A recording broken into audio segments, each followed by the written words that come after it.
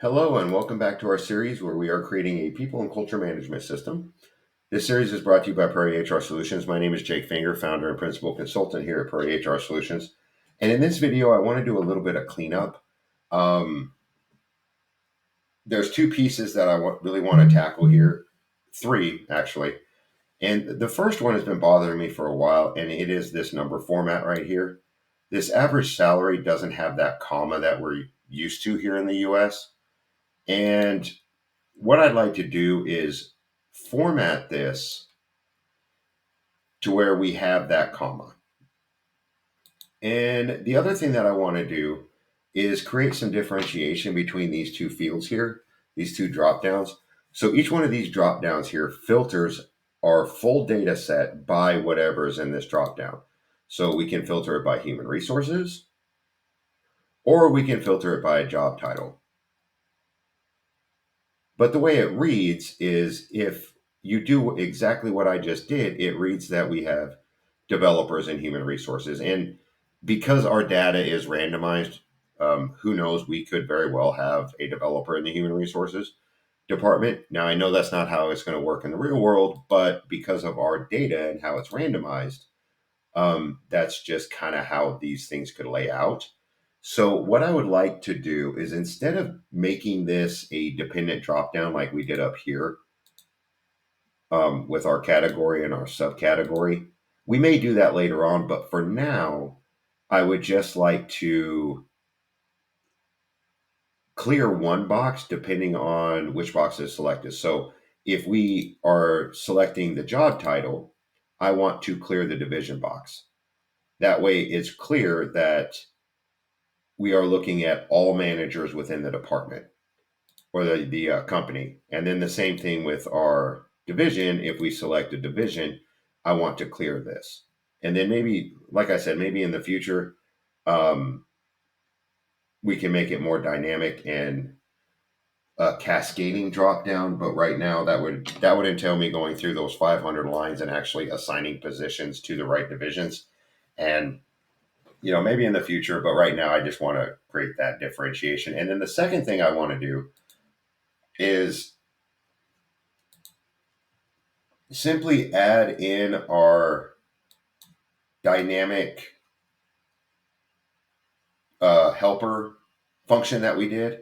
And what this does is this takes care of all of this. And this is primarily helpful when we are going to be building charts. So it's not going to come in too handy with this because we're actually just running a filter on that. I mean, it can, of course, but really what this is going to assist us with is building out these charts depending on the information that we need. So I'd like to link that, and then those three things clean up. That'll have us, that'll have us sitting better in a better position. And then what I want to do is start working on building out the same type of display here, except I want to do it for our benefits data. So let's get into cleaning this up. First I want to do is take care of this comma thing right here. And we're actually not going to do this on our analytics side. We're actually going to do this after it comes over to our HTML side. And then when we get ready to populate that, then we can ensure that that is a number and set to locale. Because if we were to do, say, a console log, and we want to see the type of this av salary, and say we save this, and then come back over here to our form and refresh it, and then we hit F12. And if you're following along, you'll be able to see this, because I know you're not able to see this pop-up window with the view that I have, but F12 would open up your console log, and then that console log would show the type of what that avsal is. And right now it is set as a string. So we need to change that to a number. So let's come over here to our code and let's get rid of this console log. And what we need to do is turn this avSalary into a string. And how we do that in JavaScript, remember this is all JavaScript, is with the number method. Now what this is going to do is this is going to turn it into a number, which is great. But what we need to do is now format that number. And here in the US, we use commas to differentiate between the thousandth place and the millionth place and so on. So after we convert this thing to a number, we then just simply want to type .toLocaleString. Quite possibly the easiest way to set it, because it's going to read the location of your computer, where you're at, and it's going to set it to whatever that is. So we don't have to type in EN-US or anything like that. It's just going to set it to whatever our computer's set at. So let's save this and then come back. And let's see if that fixed it.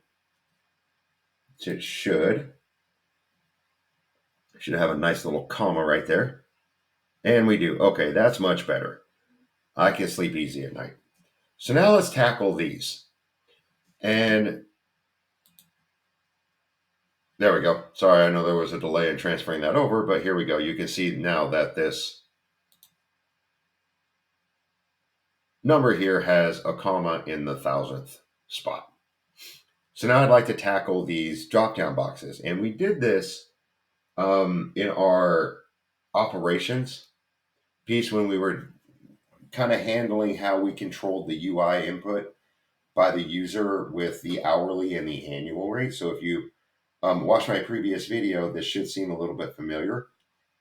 But what we're going to do is we are going to assign a function that when this is changed, it's going to send a function as well as an event argument. And then in our JavaScript, we can then grab that event, figure out which one of these was the one that triggered that that function, and then we can do something else. We can clear this, or clear this, depending on which. So let's jump over to our code here.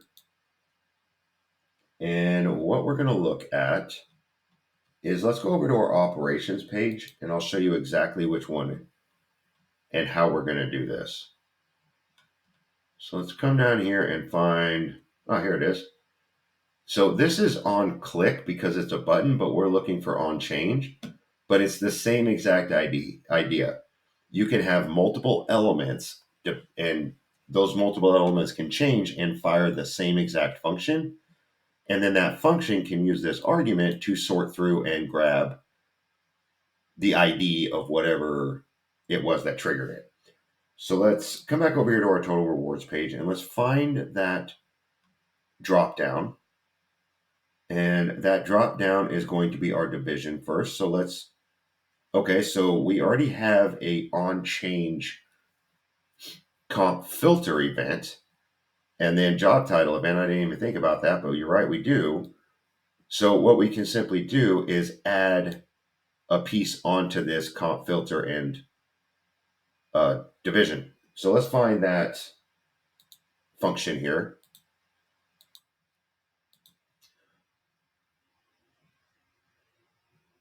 Okay, get comp filter. So if the comp filter equals the division, then what we want to do is take the document get element by ID, and that ID is going to be our comp jobs, and we want to set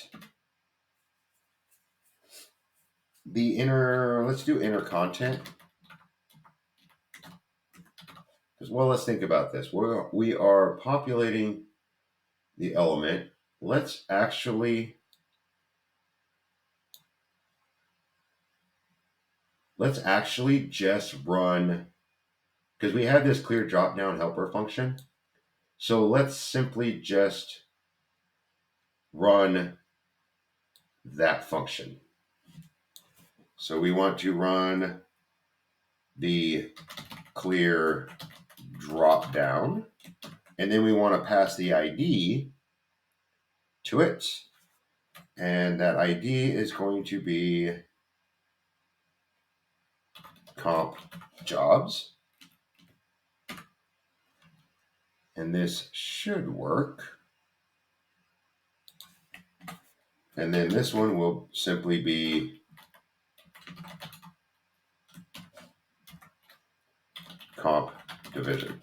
So let's see how this works. There may be something that we need to do extra, but it'll be a good start.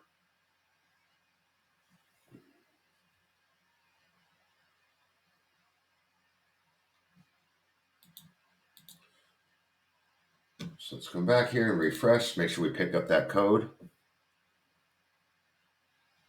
If it's load here, we do some information technology. You see that it's selected. It changed that. And then, okay, so that's the problem. So it's setting this, but it's erasing all the other drop-down things. So we don't want that. But we have the concept. We don't want to clear our piece unless we want to fire this. Let's see. I suppose we could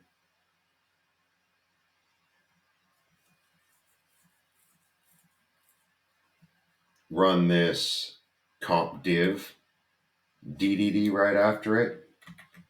So let's try and do that. Let's see how slow that works. So let's come down to the first one here. So if we clear it, then we want to run it again to repopulate it. And this is going to be job DD. After that clear drop down, and then this one here is going to be the div DD after that clears. So let's see how that works and if it slowed it down a lot, because it kind of seems like an unnecessary call, and it is, but let's just see if we get it functional and then we can clean it up later. Okay, so it's populated. Let's do human resources, select an option. Okay. Nope, still not. So let's refresh it and see if it does the same thing with job title, and it should.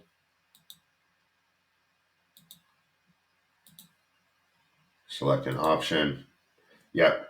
So let's actually not do it this way, because I don't want to confuse you by making something that would actually make that work, because it's a little bit extra work than just calling this clear drop down, because we're not actually rerunning this function, so to speak. So let's actually look at what else we can do here. We could just clear it and set it to blank. So let's try that. Let's come down here and grab the document, get element by ID.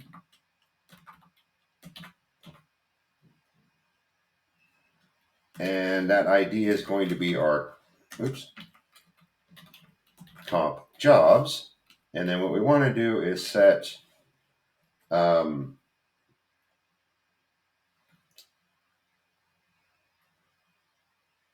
the inner text, not inert, inner text equal to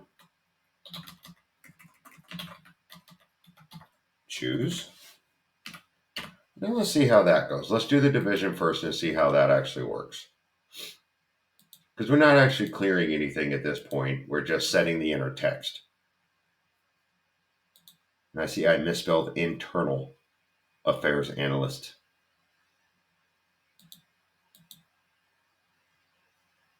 Okay, so we actually have internal affairs analyst. Okay, so I'll have to go through and make sure that spelling's picked up. So let's do our division here. And let's do finance. Now I cleared it. Let's see if, yep, no, still cleared it. Okay, so let's do something vastly different. So let's look at what our actual default value is. And it looks like this default value is choose. But let's see how we're populating this. So I was doing a whole bunch of other work on some other things and just want to make sure that we have it clear. Okay, so the value and the text content is exactly the same. So if we come over here, our selected is choose. So if we set the value to choose, we'll be fine because we're creating this value. So let's come down here and instead of the inner text, let's just set the value to where it just reads choose. And then we can grab this and put it down here and change that to comp division. And then that should take care of it. So let's see if that did anything, which it should, because this should set it right back to default. Fairly simple without doing any other kind of work on the end there. So we refreshed it. Let's do executive. So now if we select coordinator, that's going to be choose. And since choose is default, we should still have our selections, information technology, and operations analyst. Okay, good. Good. So that works perfectly. And now the next thing that I wanted to do was come back over here to our code, our analytics code, and go ahead and use this helper function here, this extract dynamic columns, to populate this. So let's show how this here is actually going to work. So let's create a test function, our trusty test function. And this text function is simply going to have, let's do a variable. Let's call this test R. And this test R is going to have the indexes that we need. So we can simply do 5, 18, 11, 12, 29, and 23. And then what we're going to want to do is pass this over to our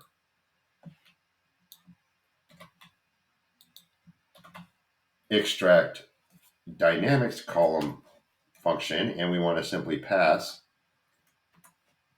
those two arguments. So the argument, this array argument, is our employee full data, because that's the array that we're wanting to get the information from. And then the indices are this right here, is that right there. So then we just pass that. So now what we can do is let's put this in a variable. We'll just call that B for now. And let's log this out and see what we got. You'll see that this is the same exact thing as our selected columns. So let's save it so it'll pick up that test, and we can select the test and then run it. And then you'll see it is the same exact thing. Our division, job title, time and position, experience, annual salary, and gender. So it's the same exact thing. We just don't have to write it like this.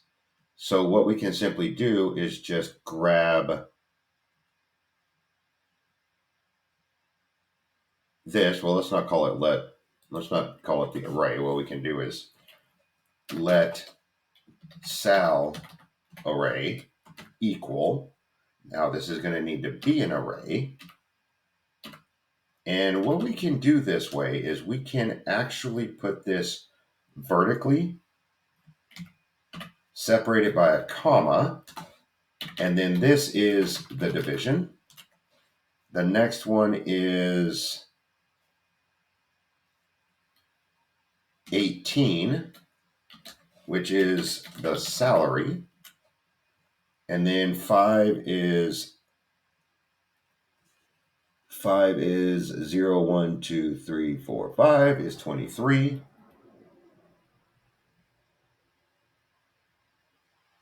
Okay, so the gender is way down here. Okay, so 11, this is our time in position. And this is going to come in handy when we're building out other things, because we'll already have a list of what indexes or what index belongs to what data. Experience. And then 29 is our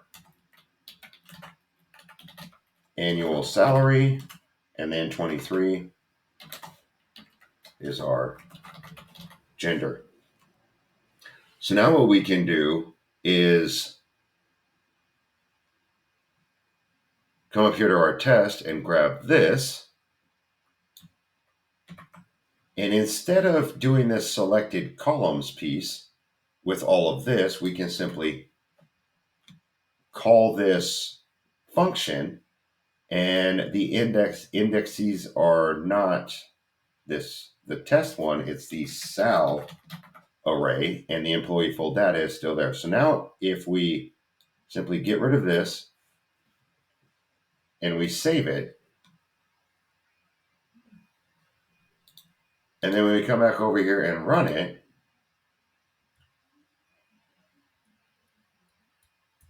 you'll see that everything is exactly the same as it was. Did the same thing, we just called it through this helper function. And when we start building out things like our benefits, instead of doing that big long line, because if you think of our benefits, we have quite a bit of data coming through there. Or if we're just doing a expanded version of our salary analysis, we may want to do a filter for demographics. Then the list of index, that array full of indexes is actually going to get quite large. But what we can simply do is this and send it to our helper. Okay, so I'm going to end this video here, and I hope this was an informative video.